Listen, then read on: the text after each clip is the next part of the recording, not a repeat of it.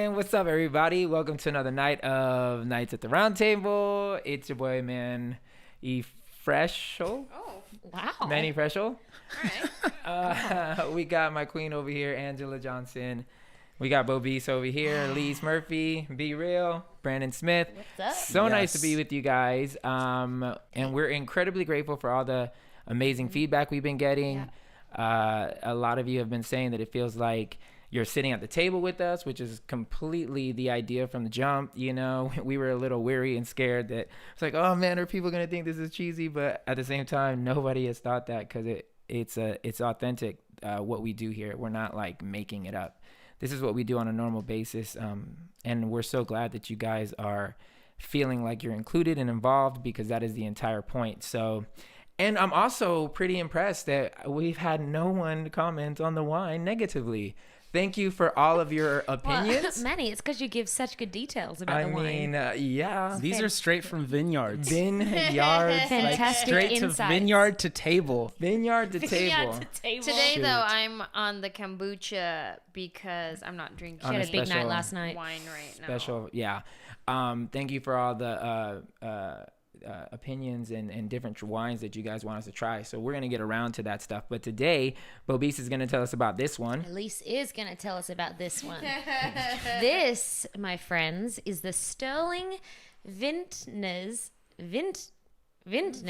collection. That sounds like I'm like German or something. Vintners collection, Cabernet Sauvignon. It is an award-winning collection, guys, and it's sourced from select vineyards around California. So it's a Cabernet is my absolute favorite wine. Why so? Well, technically smooth, low sugar. So it's better for you. Tastes good. Tastes good. It's better for you. It's better for me. And it is underlined with notes of vanilla and spice and everything nice. So with that said, cheers. Amazing. Yes. Cheers them up. Let's partake. All right, I'm gonna try it. Mine tastes like Trilogy. Yep, just tastes like sour milk to me. Okay. Yeah, like I really wish I had a better palate for wine. I don't because palate. I will. Yeah, you learn. I think I've only tasted one wine where I could feel like, ooh, this is like I can feel everything that they're talking about. Do you remember what it was? I don't. It was for my birthday dinner last year at that steakhouse. Yeah. Yes. Oh wait, was I there? No, you weren't there. Oh, okay. At least you weren't I there. wasn't there Manny was there. I was like, oh no. That was the other birthday dinner. We were at the other one. Yeah. I feel like maybe we should get like a wine connoisseur in one time to teach us We had things. one come to our house before. He came. They came and they took us to a wine shop. We bought a bunch of wine, and they came back. So we bought a cheap wine, a middle of the road wine, and then an expensive wine. And they were like, "We just want your honest feedback." And we drank each one, and they videotaped us. It all tastes like feet to me. So Expensive feet. But Just yes, feet. I agree. Let's bring somebody in here teach to like us. teach Oh, us. 100%. I would love that. yeah, we'll do it. If we'll you're do it. listening and you either know somebody or you are somebody, let us know. 'Cause Yeah. that would be fun. Yeah. Come be on the podcast. Come This guy through. back over here. Okay, so check it. Today we have a very I think an important topic, because it's one that people talk about it a lot, but another thing that you guys have really said that you're impressed with how honest and open we are, which is what we're going to continue to do. We don't have any other way to be. So today we're going to talk about forgiveness. And Forgiveness. it's heavy. It's more than saying sorry. Forgiveness. Just friends. It's a good movie. Look, I don't know if it'll ruffle feathers. Here's the thing about forgiveness. I mean, if we haven't ruffled feathers already, I think the feathers are intact. This is a different kind of feathers. The feathers you're referring to are butt feathers. You know, people get a stick up their butt and they get mad. This is heart feathers. This is feathers around the heart, because So many feathers. when you talk about forgiveness, the first thing as a listener, I think you go to when you're holding on to something of unforgiveness. The first thing you usually feel is you don't know my story. Like you don't know me. You don't know how bad I was hurt. You don't know. So for us, you weren't there. Yeah. So for us to say that forgiveness is good, or it's something that you should do, or blah, blah, blah, blah, it can tend to be like, well, you don't know what I've been through. So it's easy for you to say, I should forgive. Got it. Yeah. So that's what I mean. And I hope that we don't ruffle feathers in that way. I hope that you hear our hearts and understand that our only goal for you to understand is forgiveness is something that if you want true freedom, forgiveness is literally the road to that, especially in an area of your life. I remember the first time I was ever confronted with the opportunity, and I think I kind of talked about it maybe. Anyways, I was in Bible college, and the first time I ever got rejection. Oh yeah. That chick, the Canadian chick, which I'm totally cool with now. For 2 days. She broke up Sorry with me. to bring that up again. I was 2 days. It was a magical 2 days. It was magical. I'm sure it was special. 48 hours. A lot 48 hours a of lot magic. can happen. It's your own Hallmark movie, babe. A lot can happen in 48 hours. Anyway, so we were Clearly. we were briskly walking through the courtyard, holding hands. Yes, Birds you were were. talking to her. Squirrels were talking to me. Wow. And Snow White? it was that Yeah, it was this is that a Disney intense. movie. Except I was Snow Black. So Okay. when she left me so abruptly, I was hurt, and she has not done it once but twice, and even nay I say thrice. She did it, and my friends were like, "Oh, she's gonna do it," and I was like, "Nah, man, I think it's different." And then she did it, and the first thing they did was like, "We told you she's such a bitch, she's such a this, she's such a that," and they just started downing her. And I remember that day that God showed me, He was like, "Man, you have a choice right now. You're gonna forgive this girl, Yeah. or you're gonna hate her." And so I'm glad I chose forgiveness, because it started something in my life that now when people did something to me, the first thing I would run to is forgiveness. Like I knew I had to do it. Don't get me wrong. I'll be pissed a little bit. Like I'll be mad that somebody did something to me, but I remember what happened after I forgave her and the freedom that happened in my life. Dude, that's And I felt so light while everyone else around me was like so bitter. Like the dudes were just bitter that they got dumped. And they sounded more like whack to me. I was like, no, I think I'm going to stay on this side. Yeah. And so it created a habit in my life to make sure that I always chose forgiveness. So I'll get into more about one of the hardest times I had to forgive, but that's what I'm opening the floor I have to. a question to that story. So, Who is she? yeah. I'm kidding. She's Tell me cool. her name. We're super cool. I showed you a picture What's of her her. Instagram? No, I'm kidding. I showed you. What? Okay, so you say they seemed bitter, and you're like, nah, I think I'm gonna stay over here on this side. What actually helped you stay on the side of forgiveness and not go into, because when your feelings are hurt and hurt turns into anger, so how do you just choose to forgive? Like, I mean, I think it's the same way you choose to be angry.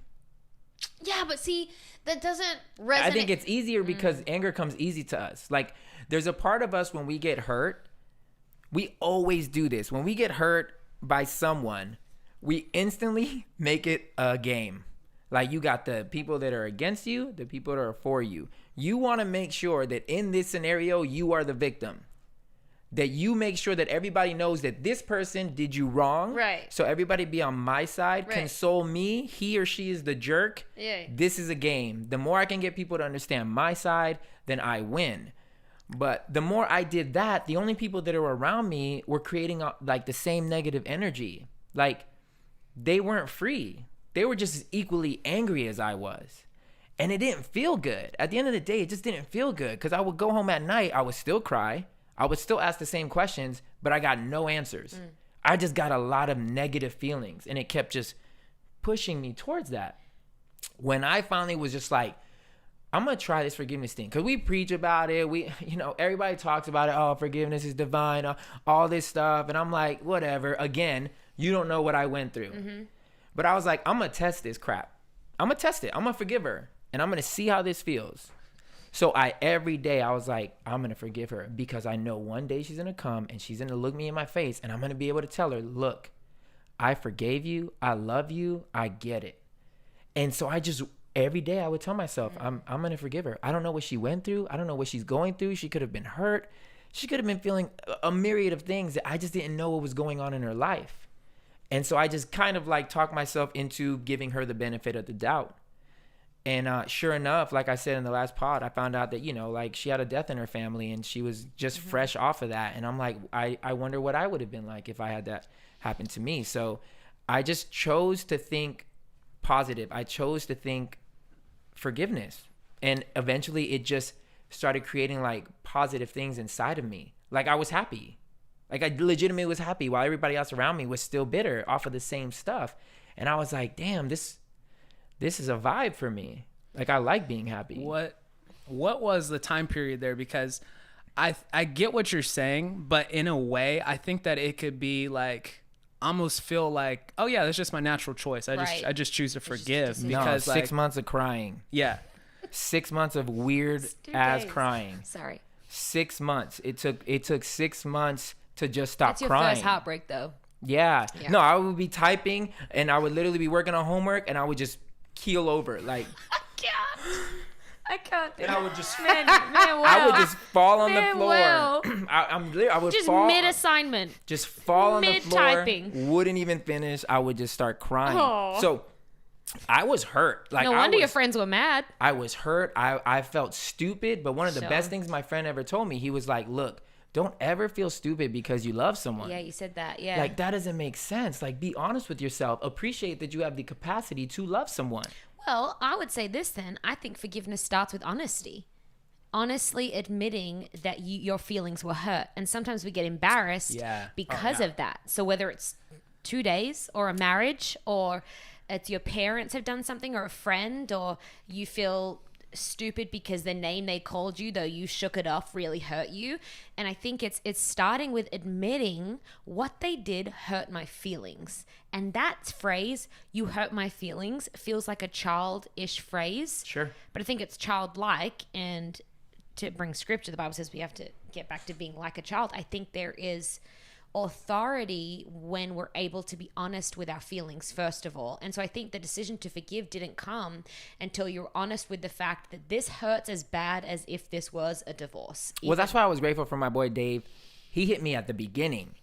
So it took 6 months of crying, but the entire time as I'm crying, making a decision. I was like, I forgive her. She didn't mean it. She didn't mean it. And maybe she did mean it. Maybe she didn't. That wasn't for me. It was just it was trying to set a habit in my heart that when I thought of the pain that was done to me, I gave a benefit of the doubt or a hopeful understanding of like, man, they may be going through something. Right. And I understand, you hear the saying, hurt people, right? Mm-hmm. You've heard it before. So I just wanted to be like, you know what? I may not understand what they're going through. And I know that them hurting me was probably an outpouring of them being hurt themselves. So I just, even though I had no context, she totally just did me wrong and didn't never apologize that whole year. I chose to believe it even through the tears. And I felt dumb. Don't get me wrong. I felt real dumb. But I'm glad my boy Dave hit me at the very beginning because he came over to console me. And he was just like, don't ever feel dumb for loving somebody, bro. Like, that's one of the most beautiful things that you can do. Just be careful who you share your heart with. That was what he left me with. And I was like, you know what? Yeah, Dave, I'm going to follow through, that. Dave. Yeah. So it took 6 months of crying and then another like 3 or 4 months of like positive reinforcements, but I never cursed her. I never said one negative word about her. I never. So when I saw her next semester, it was like everything that the Bible talks about. It was everything that people tell you about how rewarding forgiveness is because she looked me in my face, I looked in hers, and it was good. Like we were good and she felt it. Yeah. So it was just a beautiful thing. Do you think, so I'm thinking of a certain situation with this guy that I say, I forgive you. I say in my mind, I forgive him. But the second somebody brings up his name, I go, ugh. That's so real. Like, how does that mean that I haven't forgiven him? Or what? Because... And then God, don't even get me started talking about the situation. If somebody says like, hey, have you ever been in a situation where you felt like a guy was like manipulating you and using the Bible to do it? And I'd be like, oh, girl, let me tell you. And then I would get real deep into it. Does that mean I haven't forgive? No, I think, well, I don't know. This is such a journey I'm on, right? Yes, I mean, no, it depends. But something that recently I heard on another podcast. I started listening to podcasts since we started one. I had never listened to them. They're fun. Yeah, there's a lot of them too. Great. Yeah. So thank you guys for choosing ours. Yeah, appreciate you. Seriously. But I listened to something. Lisa, I'm gonna get her name wrong. Lisa Tykirst. Oh yeah. Yeah. I know who that is. Right. So She wrote a book. It's not supposed to be this way. Phenomenal book. But she did this podcast with her therapist, and then this theologian that helps her write sermons and get the biblical foundation and stuff like that, which I thought was phenomenal because she was coupling theology and therapy, and the two are the same. Actually, you can't separate them, but that's for another time. But she's talking to her therapist, right? And they're talking about forgiveness. So her husband, I think he had an affair or he cheated on her. I'm not sure which one it was, but she went home and she was like, I'm going to forgive him. And this was while they were still separated. And so she forgives him, but then the next day a trigger comes up, which is very normal when you've been hurt, right? So you've said, I'm going to forgive this person, make the decision. Someone says their name and you're like, mother. Oh, I guess I haven't forgiven them. Well, she said, no, and this is what I took from it. We have been teaching it wrong. So I have been teaching forgiveness wrong in church for a lot of years. And I've learned it wrong because I heard it was a decision. I forgive you, and then, yeah, well, great, you're forgiven. So then when the trigger comes up and you have this anger, then you suddenly feel shame, which is its own cycle. Right. And then you get more mad at them because I wouldn't feel shame or feel this anger if it wasn't for them or what they did, but I forgive you. It's not, and that's why I was saying it starts with getting honest with the fact that what they did was not okay. What they said hurt my feelings. So from there, forgiveness is a two-part process. There is the event and the decision to say, and I'll take you for an example if that's okay. But this guy, I'm going to forgive him for the manipulation, for whatever that situation, that event was, that situation. I choose to forgive you. And however you want to mark that moment, you mark it. Maybe you write their name down, you put it in an envelope, you make a big celebration of that moment because it's a really big deal when you finally decide, I want to forgive them. Because that takes a journey for people. And so then the second part is the journey. So you've forgiven them for the fact of what they've done. And then you go on the journey to forgive them for the effects of what that has now caused you. So every single time a trigger comes up or the aftermath or the emotions or the names brought up and it just makes you want to feel like you're going to shoot through the roof. It's that breath. Okay, I'm now in the second part of this journey. God, this still really hurts. Their name was brought up and I really want to say the crappy things about them or let everybody know what actually happened. Or I want to say, yes, I can relate to somebody manipulating me and here's my story. But God, and then another podcast, Manny sent us the other day about what we rehearse, we begin to cement in our brain. So every single time I tell the story of what my ex-husband did to me in a way that doesn't have a perspective of either gratitude or what God's teaching me or something that is positive, I am wiring into my brain the negative effects of that. Ooh, that's good. So for me, it's been a two-part journey. And like I said, it's 6 months. It took 6 months of even 6 months for 2 days, I hear, is the ratio. The proper ratio. Last joke, I swear. That was the last joke on it. Forgiveness for me too. I had that kind of connotation growing up of like, hey, it's just a choice. I forgive you. But you realize that it is a process. You must be like a church kid. Then. Oh, I am a church kid to my core. Sometimes stuff will come out of me and I'm like, church. I can't escape it. And we used to have this huge tree in our front yard at the house I grew up. I feel a sermon coming. And illustrated sermon. Like I wish I could have like a baby Groot right here. Yes, baby Groot. And this tree over the years, like its root system was so crazy that we didn't really know like how deep these roots on this tree went. So one day I'm headed to school and all of a sudden we see a bunch of crap from our toilet. Like literally all of our poo from our sewage is seeping out into our grass. So no. And as soon as I walk out, I'm like, oh my God, it smells like shit. And you're like, oh my God, it's shit all over our grass, literally. And we come to find out it was all the roots from this tree. Dang. And so I always see forgiveness almost like this tree. So it was growing out of control up top. And that's what you can see. So sometimes a lot of with the forgiveness, like you can see like in my life, like I can be around this person. Like I used to hate them, but I forgave them and I can be around them. And this is kind of what you feel on the outside. And it wasn't until years later where we chopped off the top, but the roots were still there and they were in places that we couldn't even see. Wow. So it was this huge, long process to get all the roots out from under all these things that it was affecting. And I feel like there's moments in forgiveness. Like I can speak of one. My mom and I's relationship now is amazing. She's like my best friend. But during which I've talked about her and my dad's divorce. And I remember a season having so much like just anger to a point of where I almost grew to hatred towards my mom. And I just felt like, you let me down. And at the same time, too, I wasn't seeing the whole picture, which is funny because unforgiveness never allows you to see what's really happening. Ooh. Like you're blind in so many ways. Oh, that's so good. And so I'm a blind kid. I'm carrying all this anger. And I just remember having these different moments of being around my mom and getting triggered and remembering like, you did that. And I was just like, I would step back from the moment. I'd like step away and think, oh my God, like I didn't really forgive her. And then I just remember thinking about that tree in our front yard. And I was just like, the thing about unforgiveness is it grows so fast. And it can go so deep in us. And there's roots that we don't know about. Wow. And in order to move forward, you're going to get triggered. Yeah. Like that's part of moving in the process of forgiveness. Yeah. And all of a sudden you start discovering these roots inside of you and you're like, oh, okay, remove it. I give it up. I let go because I want something better. Unforgiveness is like keeping our hands tight, not able to receive all the good that we could get. The universe wants to bless us. Yes. You know, God wants to give us something better, and we are choosing to hold on to this stupid thing. And that's the thing, man. And when we talk about, you know, we say it's not a choice, but it is a choice. It's a process. It begins with the choice. And if you can get the knowledge, it's kind of like, okay, back when smoking was cool, before we saw all the by the way, it'll kill you. Yeah.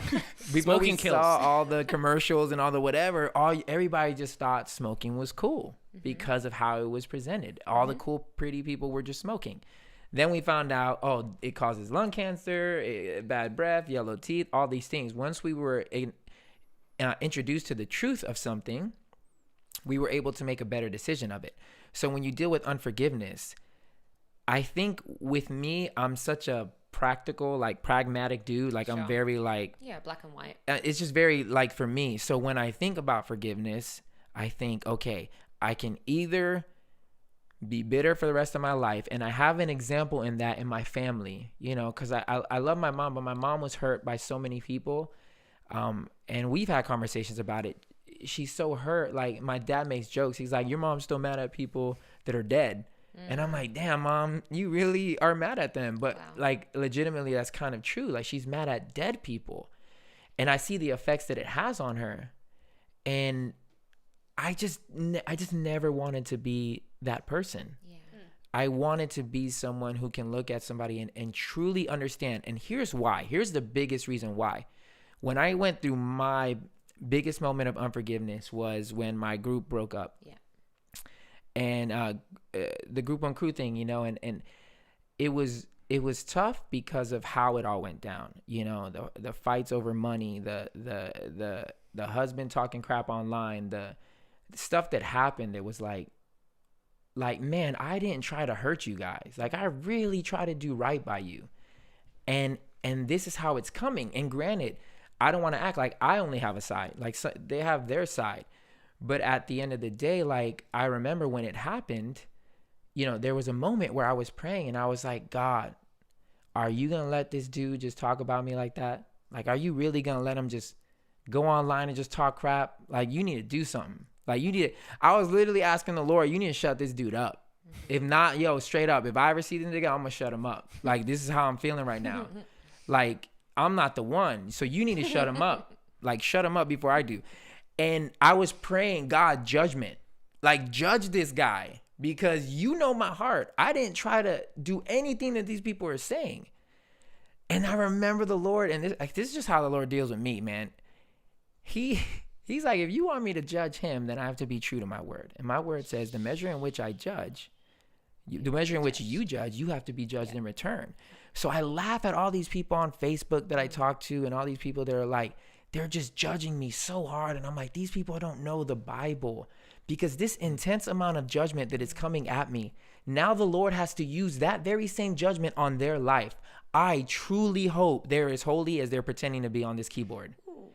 So in my life, I know I'm not as holy as I'm asking. As I pretend to I'm be. like, nah, nigga, you can't look at my life. I am just hanging on. Like, there's grace as a thread, and I'm just like, don't shake it too hard. Like, that's me. So when the Lord hit me in prayer, like, I will have to judge you this hard, I backed up so fast, literally, and even as I'm praying, I was like, Jesus.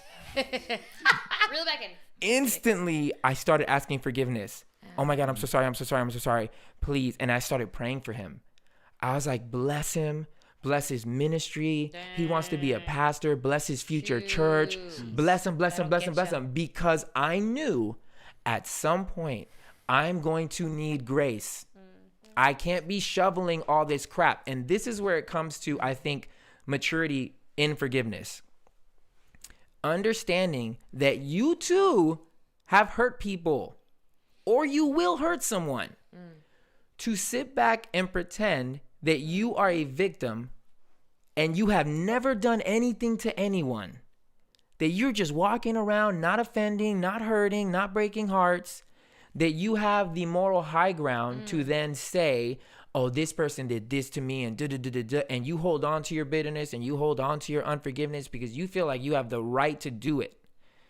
At least in my life, I have seen how many times I've hurt people, and I can pretty much guess that I'm going to offend and hurt people again in the future. So if that be the case, why the hell would I take a stand right now and try to come at this dude in judgment and in hatred and be like, God, judge him? Screw that. I'm going to sow seeds of grace right now for my future mess up. Because it's coming, and it's going to be multiple of them. I'm going to say some dumb stuff. And I want people to give me a benefit of the doubt or a second chance. I want them to be like, you know what? Manny, he's a quick talker. He'll probably say some stuff that'll offend you, but I know his heart. He's a good dude. And so because of that, even with my wife, like she's not like that. She's more like, she gets angry and there are a couple times where she said some stuff that I even had to rebuke her. And I'm the one that got hurt, but she was hurt for me. And I said, babe, be quiet. We are not speaking a negative word about this guy in our house. And because I'm like, I don't want our future blessing to be hindered. These people will do what they want. And when I understand the concept of reaping and sowing, what he is doing, he is sowing, but he is only sowing into his own garden. He cannot sow into my garden. So the negativity, the hatred that he is sowing, he's sowing in his own backyard. So he's going to reap that stuff. You gave a visual of that while that was happening when you had to rebuke me. Air quotes were used. Sorry, Christianized. Church. But it was such a strong visual, and I feel like I may have brought this up on an earlier podcast, but whatever. Here it comes again. So just imagine like you standing in the middle of your garden, right? And then there's the guy over there that did you wrong. And just imagine like spitting poison to try to get him. You're not going to reach him. It's just going to land right here in your own garden. So the poison that you spit aiming at him, he don't feel that. But it's landing all around you. Look at your whole garden dead now. That is the process of reaping and sowing. Like everything that you do or you try to do to someone else, you are only doing it to yourself. So the amount of bitterness you hold on to, you are asking for that to be reproduced in your life, either through yourself or through somebody else being that way towards you, because this is what you are putting out into the earth. This is what you are putting out with your spirit. That's such a hard thing to remember in the moment, because in the moment, bitterness feels good. Unforgiveness feels good. Anger feels good. In the moment, it feels like righteous. It feels justified. But remember, the Bible says that. The Bible says that in Ecclesiastes. It talks about, be angry. Like when you need to be angry, be angry. When you need to be sad, be sad. Be all of this full range of emotion because you're a human being. But it says, don't sin in your anger. You know what I'm saying? And I think it's in Ecclesiastes, but I'll find it later. It says, be angry, be all these things, but don't sin in that feeling. So be sad, be angry, be happy, be joyful. But in all things, just don't sin. Does that make sense? So as you're being angry, cry, scream, throw stuff. Do everything that you need to do to get it out. But I feel like Angela's going to ask, when does it cross over into sin? How much is she allowed to be bitter? So, well, I can't say screw you, dude. That you can think it. You're an a-hole. Blah, like, I can't curse him. But so how do you do that? How do you, I think Well, sin like a is, practical, I think that's a personal thing. Like only you know when you're being malicious. well, yeah, just even what you said, like thinking about the one guy that I brought up that I'm like, I chose to forgive him, tell us but his name? it triggers. His Instagram and address. But what you're saying about like the judgment that I judge him, I better be ready for that in my own life. And I know I was terrible when I was younger dating. Like I would use guys. Like my motto at the time was "A girl's got to eat." So then let me ask you That something. So That was Like your life motto? you Or know, like like if a guy wanted, like, I knew he liked me and he wanted to like take me out. I knew I didn't like him, but I was like, well, I'm hungry though. So, well, let me ask and you. that's then. wrong. Let me ask you then. Knowing that you were that way, does that not give you understanding of Well, what? that's what I'm saying. Now, hearing you say that, reminding me about, it's easy to quote the scripture. Yeah, the measure of you judge, that's what you have to. It's easy to quote that, but the visual that you gave is helpful. Comparing it to my situation, like, okay, I'm judging this guy for how terrible he was to me as a woman, how he made me feel A, B, C, D, Well, E. I always tell at least this. I always tell her when we talk and we have our counseling sessions. I'm like, I have a therapist too, guys. Yeah, sure. I say, Bo Bees, don't bullshit yourself. And I will call her out every time I feel like she is bullshitting. And we do that to ourselves so well. And it's back to the victim mentality. We do not like looking at ourselves and admitting that we are as bad as the people that hurt us in some way, shape, or form. Say it. Maybe we didn't go as full, and I want to be sensitive to that. Look, because I don't want to attribute you being mad at homeboy is the same of your father molesting you when you were a child. You're not as That's bad not to as me, that. everyone. Yeah. What? That was a general Yeah, a example. That generalization. wasn't- Like it's not Just clarification. When I say the same, I don't mean that. I mean the outcome of your action towards someone. You don't know how deep it hurt them. Yeah. So, but you are still hurting someone. Right. Does No, that I hear make what you're sense? saying. I hear what you're saying. I would say as well, Manny does say that to me a lot. That's when I go to Angela and I'm like, I just wanted to vent real quick. God. But I would say it is so important. This is why you have good people around you. Yeah. We are very blessed, #blessed, with the people we have around us because like I am able to verbalize and admit when something hurt me. Don't be the friend to be like, well, you could have it worse, or immediately Dismiss. I don't want to dismiss what somebody did to you as it wasn't. Just forgive. I think that's again another thing we can throw at people. It's almost another reason to be offended sometimes when someone just doesn't validate your feelings. Manny's not talking about that. He's talking about when I'm getting upset about something that doesn't matter. And that's fine. We've all been there, right? Mm-hmm. But I think for me, going through my divorce with my ex-husband, for me, there were so many reasons to be justifiably hurt. Yeah.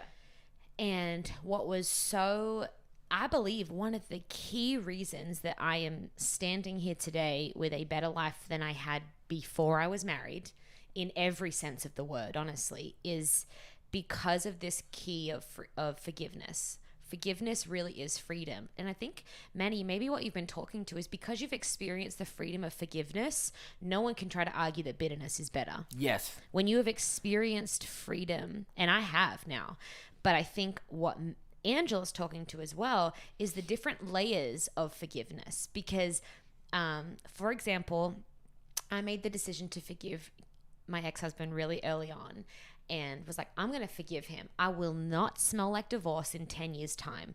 I will not be that person that has crap in my front lawn and you're like, what the hell? Why does it smell like sewage around here? But they're talking about me. Like, I won't. We all know the person that's been divorced for years. You were kind of mentioning, your mom, or I know so many people as well that just hold on to this. And I don't want to be that. And so I really made the decision, God, I know it's not going to be easy, but I do want to forgive him. And so going back to Australia, which I've talked about a lot, for those few months to grieve and to really begin to work through the pain of what had happened to me, what my responsibility was in it. Because like you said, I knew it was whatever role I had in percentage, I still played a role. And so B, you were talking to that with we often don't see our side when we're so blinded by offense and unforgiveness. But for me, I did everything I could do in Australia with my layer of forgiving him and really working through things. And I did a crap ton of work in 4 months' time. Like, I did nothing all day except really process and heal. And so that was the point of it.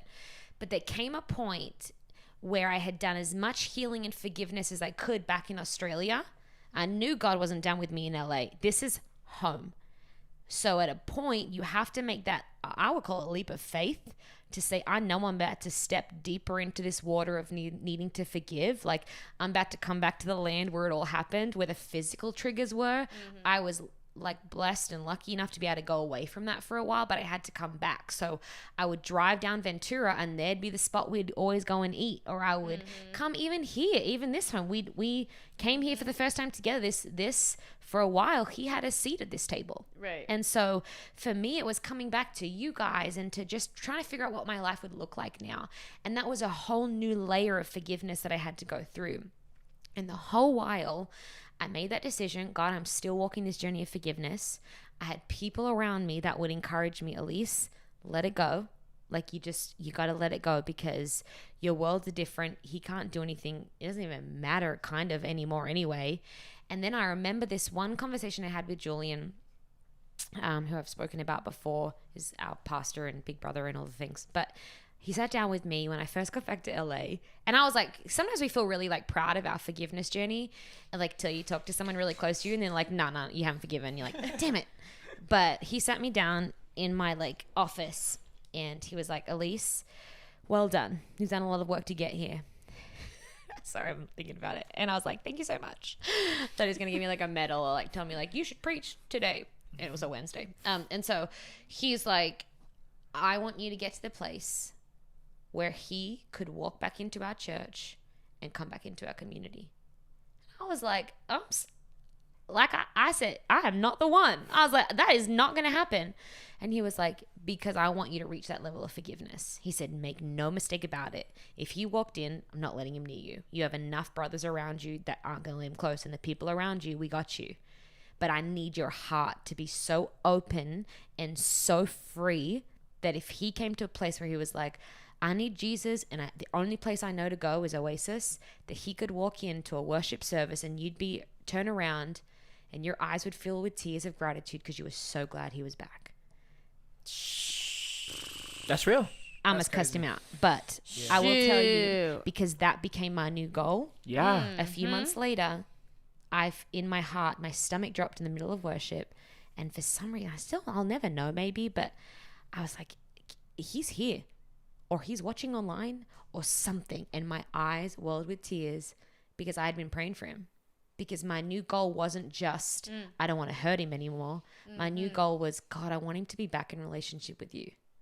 And I still to this day feel this freedom. Y'all know I'm not like BSing it. Like, I have my real emotions, but I've never been that healed with something like that. Yeah, that's good. That's amazing. And I think like what you said, something was so key. And then I want to ask you a question of having community around you and being able to process that with, like, I'm a huge believer in having great people around you, because I am thankful that those people can see blind spots in my life that I can't see.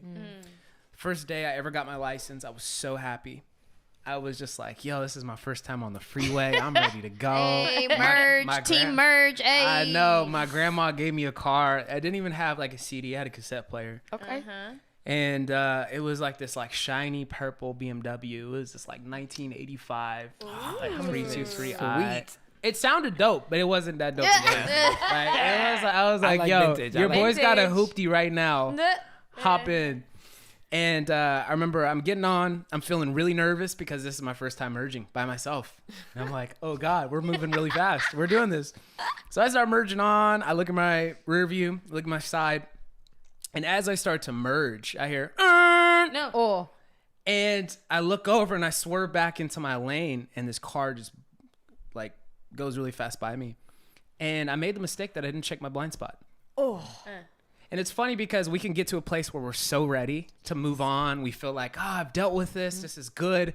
And then you got community. You got somebody like Julian who's just like, hey, this blind spot right here. We're not there yet. We're not there yet. And I am so thankful because it could have been on my first day I got in a major wreck, all because I missed the blind spot. Jeez, that's so And so it's good. amazing because now when I drive with Maddie, Brandon come through with the I'm like, visuals. I'm like, it's great. I love having Maddie in my passenger because I'm We like, love hey, Maddie moment. I know. I was like, hey, how's my right? She'll check my right. I'm looking at my left. And I know she's covering all these spots in my Yeah. life. And in a way, I'm like, yo, I want to live my life like that. Yeah. Where people close to me who I trust and Yeah. have had like these heart-to-heart moments with, I can say, hey, especially in the area of forgiveness, let me process this with you. Is there something that I'm missing in this? Because I can't see the full picture. You can't see your blind spots unless you got one of those little special mirrors that fall off when you whenever you get a car wash. those things don't stay on. You know what I'm talking about though. They're good in theory. It never works. And again, I want people to have access to me to say, okay, what are my blind spots when it's coming to this? What am I missing? That's so good, dude. No. I think, man, it's such a, man, again, it's a touchy subject, but it's one in which having hard conversations or having people around, like you both said, that are close to you, they can at least cry with you when you need to cry, talk with you when you need to talk. And then when your tears are dried and you're all done, it's like, okay, now what can we do? Like what can we do to move on through this process? Because there's going to be some hard decisions to make, like being okay if your ex walks into the same room. You know, for me, you know, I got to see my other group members and I didn't feel anything. Granted, I didn't see homeboy, so I still don't know how I feel with that. You haven't seen him? No, I haven't seen him. But I know in my mind, it's like, man, I think I've accepted, which we talked about this a little bit, which you can, if you want to talk more about your parents or, as far as accepting and not holding anything against someone, I'm okay with not being okay. And so what I mean is, okay, so with you and your ex, you can get to a place where you're like, okay, I don't wish anything negative on them. But at the same time, I am okay because I recognize that my life is better without this person. Yeah. So there's no reason to be any which way. So with me, I'm okay not having this person in my life. So whether we're talking or not, I don't have to be fake with this person. If he ends up walking in the same area, I don't even have to say hi because it's like we're not friends. And I'm okay with that. It doesn't mean that I hate you. It just means that this is who you are in my life. This is who you've shown to be in my life.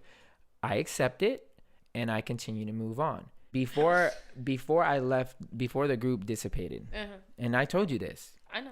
I went up to this fool and I was like, yo, what do I do that pisses you off? Tell me straight up. Why? Because I want to work on it. I'm tired of pissing you guys off. What do I do? This nigga gave me a laundry list. Oh, yeah. He was like, you do this, you do this, you do this, you do this, you do this. And this is how I knew that me and this guy weren't going to be cool.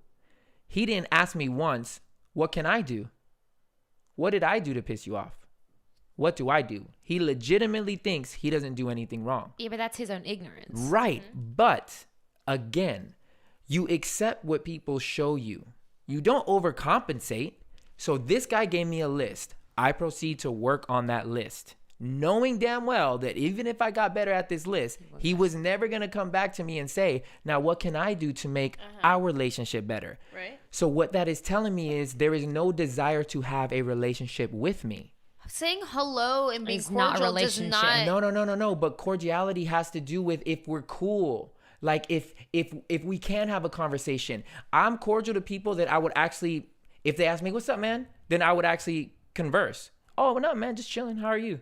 You cordial with my To me. ex. Okay, that's I fine. don't I still have something to work I on, don't have clearly. anything- I don't have anything, whatever. Found it. But there's people that I know that they have shown me to have zero concern in my life.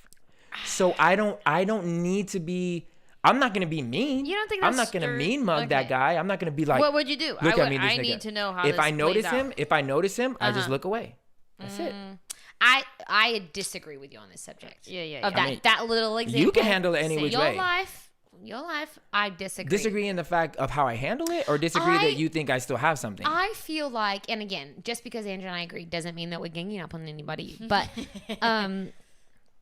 sisters before misters, though. You know what I mean? So Bros before, I'm not going to say it. you wouldn't. People get so mad. Hey, I'll say it. No, I feel like a hello, an acknowledgement of a human being, is very different to having a relationship. If my ex walked into a room, I wouldn't ignore him. Granted. Now let me preface this. If he came to me and said, "What's up, Manny? How you doing?" I would say hello back. But you're just gonna pretend that you both don't see each other? I'm not gonna pretend. If I see him and he sees me, I'm gonna look away, because I'm letting him know, bro, I don't like you. No, not that I don't like you. We don't have to be fake. We spent mad years you saying what's up to me, and that's cool. And behind my back, you're literally talking the most crap and wanting me to be like, you wanted to end my career. I get that. You attempted to end my career. So instead of me pretending that this conversation or us saying hi to each other is real when it is not. Totally. I don't want to be fake in my life anymore. I'm okay with me and you looking at each other in the face and then keep it moving. I made every effort to be cool with this person. I asked forgiveness. That laundry list that they gave me, I worked on every single thing. I came back to them and said, how am I doing? Better, Manny. Cool. I'm doing better. I'm working. I'm showing you I care. Last conversation I had with this person. Hey, man, I love how you love your wife. I hope that one day I can love my wife as much as you love your wife. If I had bitterness or anger in my heart, there's no way those words are coming out of my mouth. I 100% meant it. I was a fan of this dude and how he treated his wife. So post that was when this person came after me and tried to end my career. Got it. Okay? So what I did, again, God is showing me, accept things. Yeah. Just accept how people are. If this person doesn't care about you, then stop pretending that there is something to care about. So when people will ask me in interviews, hey, do you talk to these people anymore? My response is no. How's so-and-so baby doing? I don't know. I haven't even seen a picture. And that's it. And I'm not mad at that. I'm just honest. So the one thing I learned from this is always be real and authentic. If someone doesn't like you, be okay with them liking you. Yeah. It doesn't mean that you have to, that there's unforgiveness or bitterness. It just means this person doesn't like you. I agree with that. But am I close to being cool with him? Hell no. Because I legitimately pray for that fool all the time. So if he came up and was like, bro, like, sorry, or not even sorry, even if he just came up and wanted to converse, I would converse. 1,000%, because what he's showing me, again, he is showing me, hey, Manny, you're worth having a conversation with. So I would in turn be like, cool, bro, I will converse with you. I'm not going to shut down and be like, nah, nigga, you need to say sorry first. No, he's showing me, which is a big thing. And I would acknowledge, I'm like, I don't expect him to come talk to me. But if he did, I would open up. And if he wanted to talk about anything and everything, I'd be like, let's do it. And if he wanted to hug it out and cry, I would be the first nigga to hug it out and cry with him and be like, bro, what's up? What do you need from me? Gladly. My heart is open to this dude. Yeah. If he genuinely wanted to take care of my heart. But like I said earlier, I do not give my heart. I do not cast pearls before swine. I think that's a super valuable point. Don't cast your pearls before the swine. So for me, there's been a relationship super close for so many years, and looking back on it, I've just had to come to accept reality, because for so long I was in denial. You're making excuses as to why this person is here, and all the time realizing, yo, I am spending so much of my emotional equity into this relationship. And as I take a step back, I'm realizing, oh my God, you aren't investing as much as I am.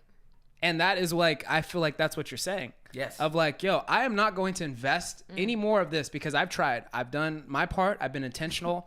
And now I just realized that you don't want that. Yeah.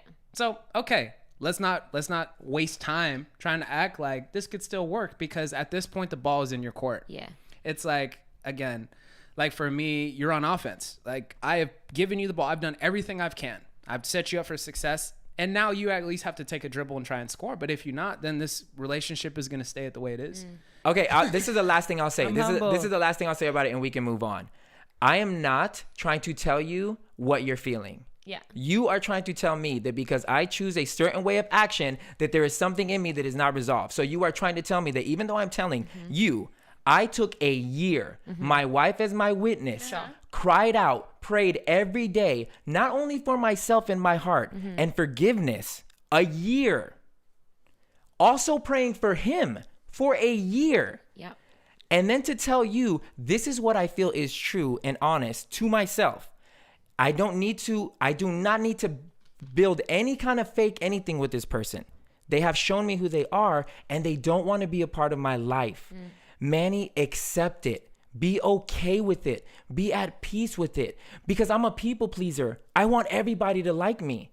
So old Manny would have ran up to him and been like, oh my God, please like me. I'm so sorry. Let me ask forgiveness again. All the handshakes. New Manny, yeah, I would have pretended. I would have went up to him and pretended and be like, what's up? You know, just to make it not awkward. New Manny is like, Manny, sometimes people will not like you, and you cannot waste any more of your time or your heart trying to get them to like you. Be okay with them not liking you. So what I'm telling you is, after a year long of praying for them and asking God, how do I address this? Because I may see this fool. And letting God just settle in my heart, Manny, just be okay. If he doesn't like you, he doesn't like you. It's okay. Because I know in my heart that the second that dude does open up to me or show me an ounce of kindness, that I will jump all over it and welcome him back in my life and love on him, because I don't want to be whatever, but I just need to guard my heart. And that is what I'm trying to tell people is guard your heart when people have shown that they do not care about holding it. They don't care. They care about themselves first. It's okay. They're in that place in their life. So let me keep that, acknowledge that, and I will not cast my pearl before swine. At the end of the day, though, going. like, you know, you're more in touch. You and the spirit inside of you is in touch of what is going on in your interior world. And so although the outward cues can be taken as something else, at the end of the day, like, what's in your heart, that's really the key. And you got to stay true to that. You're right. So outward cues is what it's about, because like you said, I can attest to the work that you've done. And it was actually what I was going to bring up earlier in the conversation when you were talking about the girl and how you forgave her and you just chose, and it just seemed like so easy to make a decision that I was like, that's not real. But then I was like, wait a minute, no, it is real for you, because I saw you do it to people who I actually witnessed how they hurt you. So I was like, okay, that's actually a real thing for you personally. But I think it's just those outward cues, the social norms, how some people may be socially awkward or whatever. Like, they're just socially, we're not saying you're socially awkward, not saying man. you're No, socially I get awkward, it. but it's like what you subscribe to or whatever. And I get it. It doesn't, and I may not seem pleasing to some people because of the way I am, because of the way that when I make a decision, I'm okay with certain things. Yeah. And it may come off as, oh, this nigga's mad, like he wants beef, but it's just not that. I'm okay with that, you know? And I would say as well, for the people listening, this is one, maybe the first you've heard. This is what we do at the table. We love each other so much. We disagree on a lot of things. And and I actually really like what you said, Angela, because it's true, Manny, you really do. This is the work you do inside. So you and I just have different ways of working outwardly. And so and like I said, that's one of the biggest things I appreciate about you, is that you don't BS people. Like, I know exactly where you stand with me. Just like what we were saying before, you'll tell me, stop, like, lying to yourself. Like, just stop. Look, at the end of the day, here's the beautiful part about all of this. Look, this is a journey. And as we showed on this pod, different people, it's different for everyone. Like, how you're going to tackle this journey of forgiveness, what you need to do to get over it. Some of you need to pretend like the other person isn't there, because every time you're around them, they can suck you in, and all of a sudden you're back to talking with them and you're on another date. So some of you literally need to pretend like this person does not exist. If they come into your world, you need to act like, nope, I don't see him. I do not acknowledge you. I don't whatever, because you understand where you're at. So however you deal with this forgiveness thing, the process is that you're actually doing the work inside, that you're not just ignoring them and then also ignoring yourself.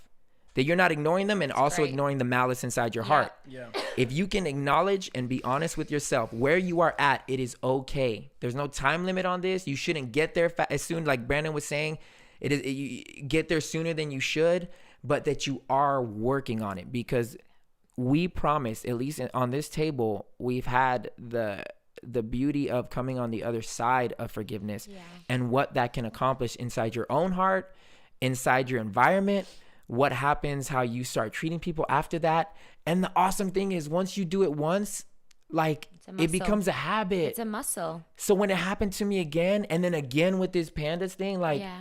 I'm almost like the panda thing. It only took me like 2 months to like get over it. No, And you were very impressive instead of with a this year. Pandas thing, watching that. So, but it's because I work on the heart muscle, and that's what we want to encourage you guys. Like, it's gonna look differently. It doesn't have to look like my way or any of our ways.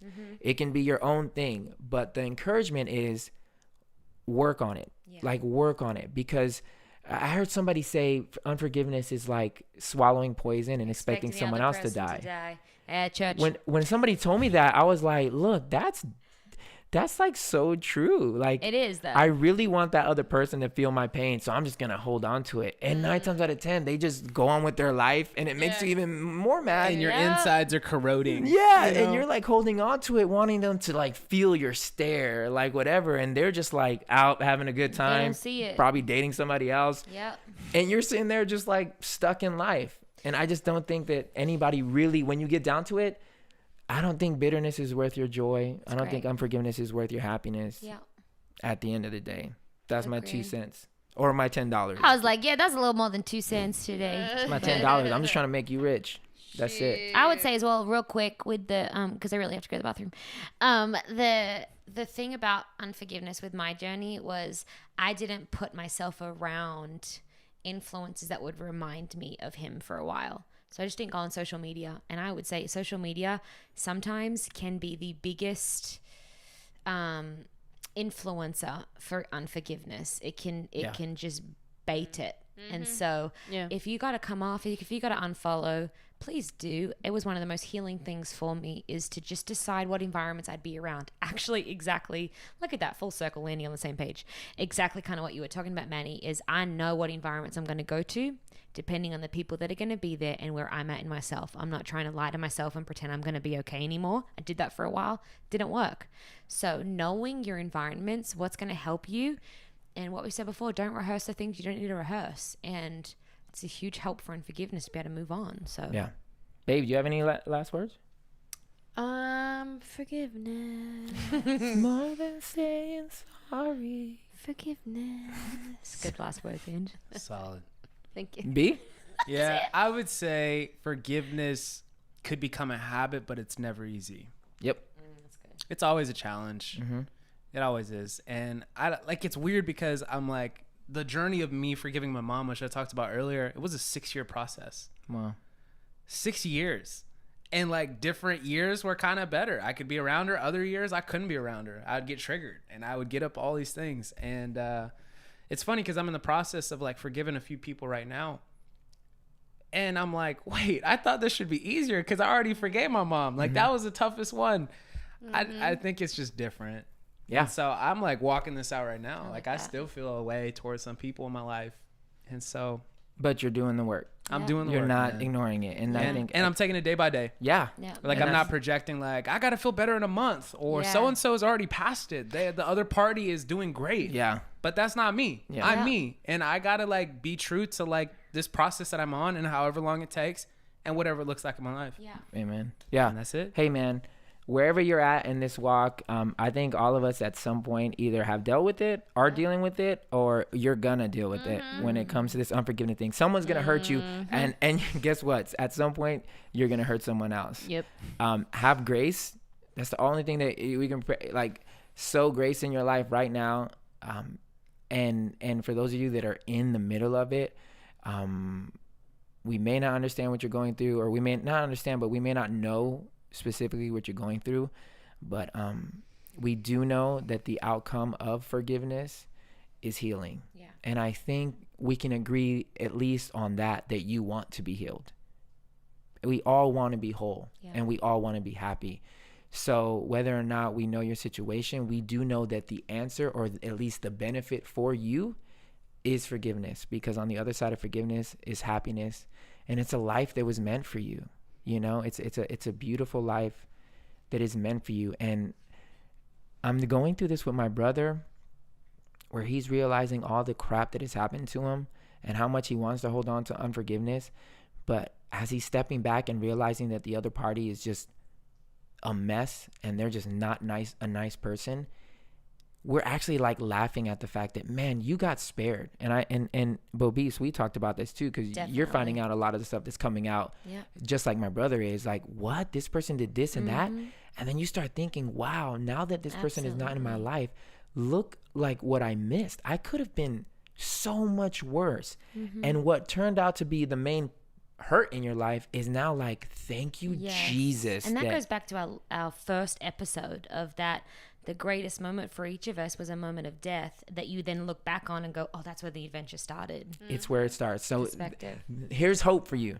There is that moment in your life that when you recognize it, you accept unforgiveness, you start the work. There's going to be a moment where you look back and you're going to be like, wow. Absolutely. Thank you, God. Thank you, God. And we hope that for you. We pray that for you. We're grateful for you. Every single person who turns on this podcast, every single person who subscribed. We love you so much. We're honored. We're humbled. And like we always say, we hope that you have a seat at the table. But if you don't, you're always welcome at ours. Always. Cheers. Cheers. Look at yours with your kombucha, babe. You kombucha girl. The booch.